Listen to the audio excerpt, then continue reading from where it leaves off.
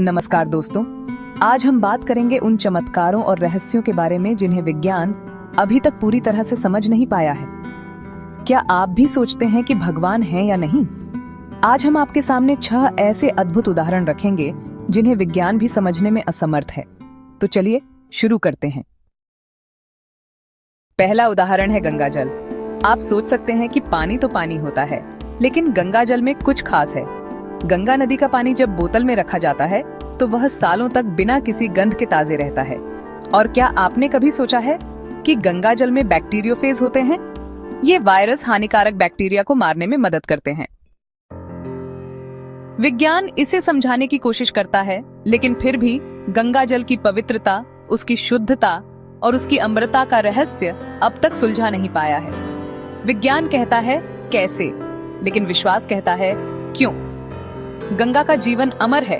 यह सिर्फ रासायनिक नहीं बल्कि ब्रह्मांडीय है। अगला उदाहरण है अमरनाथ। हिमालय की गुफा में हर साल बर्फ का शिवलिंग बनता है, जो हर साल चंद्रमा के चक्र के साथ बढ़ता और घटता है। यह शिवलिंग बिना किसी मानव प्रयास के प्राकृतिक रूप से बनता है।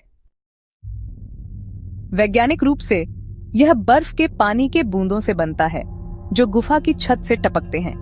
लेकिन सवाल यह उठता है कि यह हर साल क्यों होता है और शिवलिंग का आकार हमेशा परफेक्ट क्यों रहता है?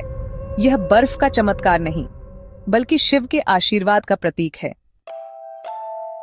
अब बात करते हैं जगन्नाथपुरी के मंदिर की। यहाँ मंदिर के शिखर पर तिरंगा हमेशा हवा के विपरीत दिशा में लहराता है। यह एक ऐसा चमत्कार है जिसे अब तक कोई विज्ञान समझा नहीं सका है। कहा जाता है कि जब भगवान जगन्नाथ के पास होते हैं तो प्रकृति भी झुकी रहती है। हवा के प्रवाह में उलझन क्यों होती है? यह विज्ञान नहीं, भगवान की लीला है। 1965 के भारत पाक युद्ध में तनोट माता के मंदिर के पास 3000 से ज्यादा बम गिराए गए थे, लेकिन उनमें से कोई भी बम नहीं फटा। मंदिर एकदम सुरक्षित रहा। यह कोई संयोग नहीं था। तनोट माता की शक्ति और आशीर्वाद ने भारत माता की रक्षा की। बमों का विफल होना और विस्फोट न होना विज्ञान के समझ से बाहर था। यह भगवान का चमत्कार था। 2013 में उत्तराखंड में आई भीषण बाढ़ के दौरान हजारों लोग मारे गए और पूरे गांव तबाह हो गए, लेकिन केदारनाथ मंदिर अडिग रहा। कहा जाता है कि एक विशाल शिला, जिसे भीमशिला कहा जाता है, बाढ़ के समय मंदिर की रक्षा करने के लिए आई। क्या यह संयोग था? विज्ञान कहता है कि यह एक भूवैज्ञानिक घटना थी, लेकिन हम मानते हैं कि यह शिव के आशीर्वाद का परिणाम था। वृंदावन में रात के समय, खासकर निधिवन में, कोई भी रुक नहीं सकता। माना जाता है कि भगवान कृष्ण आज भी गोपियों के साथ नृत्य करते हैं। यहाँ के तुलसी के पौधे सुबह उलझे हुए मिलते हैं और भगवान के लिए रखे गए मिठाई आधे खाए हुए पाए जाते हैं। यह घटना न केवल असामान्य है, बल्कि कई श्रद्धालुओं ने इसे अनुभव किया है। भगवान कृष्ण की दिव्य उपस्थिति आज भी यहाँ महसूस की जा सकती है।